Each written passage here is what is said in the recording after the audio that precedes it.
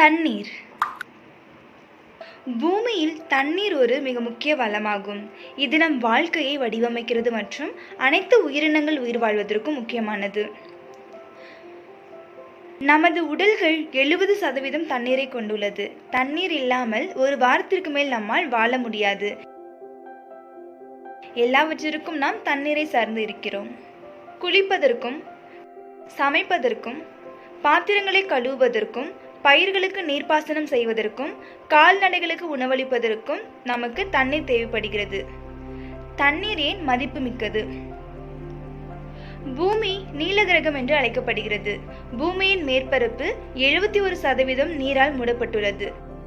பூமியின் மேற்பரப்பு நீரால் மூடப்பட்டிருந்தாலும் கிராமங்கள் தண்ணீர் பற்றாக்குறையை சந்திப்பது ஏன்? பயிர்களுக்கு தண்ணீர் பற்றாக்குறை ஏற்படுவது ஏன்? இது எவ்வளவு தண்ணீர் கிடைக்கிறது என்பது பற்றியது அல்ல, எவ்வளவு தண்ணீர் பயன்படுத்தக்கூடியது என்பது பற்றியது. கிடைக்கும் நீரில் பெரும்பகுதி உப்பு நீர். இது குடிப்பதற்கும் பாதுகாப்பானது அல்ல, விவசாயத்திற்கும் பயன்படுத்த முடியாது. ஆறுகள், ஏரிகள், நீர்வீழ்ச்சிகள் மற்றும் குளங்களில் மட்டுமே பயன்படுத்தக்கூடிய நீர் கிடைக்கிறது. இந்த நீர் அனைத்தையும் சேர்த்தால் அது பூமியில் கிடைக்கும் மொத்த நீரில் 1% மட்டுமே. இந்த பானை பூமியில் உள்ள அனைத்து நீரையும் குறிக்கிறது என்று கற்பனை செய்யலாம். அதில் 1% எவ்வளவு? இந்த சிறிய கோப்பையில் உள்ள நீர் மனித பயன்பாடுகள் அனைத்தையும் நிலைநிறுத்துகின்றது. இதில் 11% வீட்டு உபயோகத்திற்கும், 19% தொழிற்சாலைகளிலும், 70% தண்ணீர் விவசாயத்திற்கும் நம்மால் முழுமையாக பயன்படுத்தப்படுகிறது. முன்பை விட தற்போது தண்ணீரை அதிகமாக பயன்படுத்துகிறோம். இந்த 1% தண்ணீருக்கு என்ன ஆகிறது?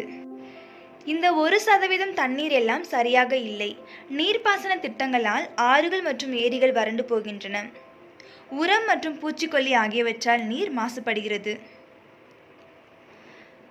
நகரங்களில் இருந்து குப்பை, கழிவுநீர் மற்றும் தொழிற்சாலைகளில் இருந்து வரும் நச்சு ரசாயனங்கள் தண்ணீரில் கலக்கின்றன. ரசாயனங்களை பயன்படுத்துதல், மலம் கழித்தல், குளித்தல் மற்றும் துணிகளை துவைத்தல் போன்ற செயல்கள் தண்ணீரை தீவிரமாக மாசுபடுத்துகின்றன. இந்த செயல்களின் விளைவுகள் என்ன? நீர் மாசுபட்டதும் அது முற்றிலும் பயன்படுத்த முடியாததாகி விடுகிறது.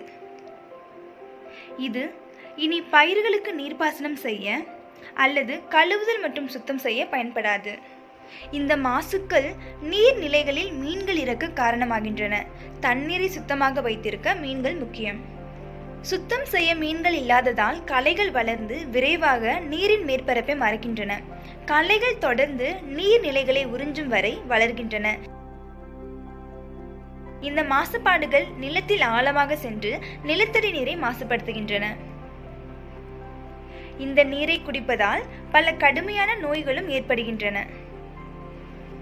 உலர்ந்த இந்த நீர்நிலைகள் மெதுவாக குப்பை தொட்டிகளாக மாற்றப்படுகின்றன அல்லது புதிய கட்டிடங்களை கட்ட பயன்படுத்தப்படுகின்றன. இதனால் கடுமையான தண்ணீர் பற்றாக்குறை ஏற்படுகிறது. இந்த நீர்நிலைகள் நம் தேவையை பூர்த்தி செய்ய முடியாத போது நாம் வரையறுக்கப்பட்ட நிலத்தடி இருப்புகளில் இருந்து தண்ணீரை வெளியேற்ற தொடங்குகின்றோம். பயிர்களுக்கு நீர்ப்பாசனம் செய்ய விவசாயிகள் நிலத்தடி நீரை அதிகம் நம்பியுள்ளனர். நீரின் இருப்பு கீழே செல்லும் போது விவசாயிகள் தண்ணீரை கண்டுபிடிக்க ஆழமாக தோண்ட நேரிடும். இரண்டாவது போர்வெல் தோல்வியடைந்த பிறகு விவசாயிகள் மற்றொரு போர்வெலை நிறுவ வேண்டும். ஒவ்வொரு தவணையும் முன்பை விட அதிக விலைக்கு வரும். நீரின் இருப்பு முற்றிலும் குறைந்து போகும் வரை இந்த சுழற்சி தொடர்கிறது. நல்ல தண்ணீர் கிடைக்க நீர்நிலைகளை நிரப்புவதற்கான ஒரே ஆதாரம் மழைதான். பெரிய நீர்நிலைகளில் இருக்கும் நீர் ஆவியாகி வளிமண்டலத்தில் உயர்ந்து மழையாக அமைகிறது மற்றும் மழையாக மேற்பரப்பில் விழுகிறது. மழை ஏரி, குளங்கள் மற்றும் நிலத்தடி நீரை நிரப்புகிறது. நீர்நிலைகள் குப்பை தொட்டிகளாகவும் கட்டுமான இடங்களாகவும் மாறுவதால் அவை இனி புதிய மழைநீருக்கான நீர்பிடிப்புகளாக செயல்படாது. நாம் தண்ணீரை சேகரிக்க முடியாததால் அது வயல்களிலிருந்து ஓடி மண் மற்றும் மண்ணில் உள்ள அத்தியாவசிய ஊட்டச்சத்துக்களை அரித்துக்கொண்டு வடிகால்களை அடைகிறது அல்லது கடல்களுடன் கலக்கிறது. தண்ணீர் கடலுடன் இணைந்தவுடன் அது மீண்டும் பயன்படுத்த முடியாததாகி விடுகிறது. மண் அரிப்பு மண்ணின் வளத்தை குறைக்கிறது. இது தவிர நிலத்தடி நீரும் நிரப்பப்படுவதில்லை.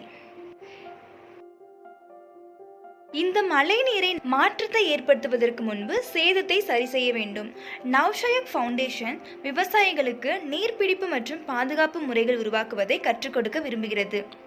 விவசாய நிலங்களில் சிறிய குளங்கள், வாய்க்கால்கள் போன்ற நீர் சேமிப்பு முறைகளை செய்யலாம்.